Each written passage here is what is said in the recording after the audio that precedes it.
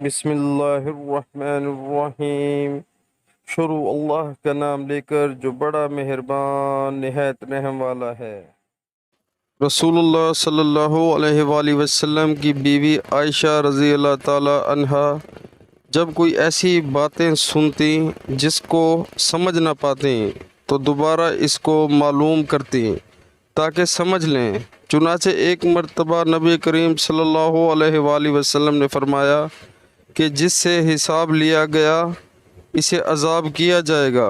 عائشہ رضی اللہ تعالی عنہا فرماتی ہیں کہ یہ سن کر میں نے کہا کہ کیا اللہ نے یہ نہیں فرمایا کہ عنقریب اس سے آسان حساب لیا جائے گا؟ رسول اللہ صلی اللہ علیہ وآلہ وسلم نے فرمایا کہ یہ صرف اللہ کے دربار میں پیشی کا ذکر ہے، لیکن جس کے حساب میں جانچ پڑتال کی گئی سمجھو وہ غارت ہو گیا۔ پیارے مسلمانوں، اللہ تعالی ہمیں حدیث پاک سننے اور اس پر عمل کرنے کی توفیق عطا فرمائے، آمین۔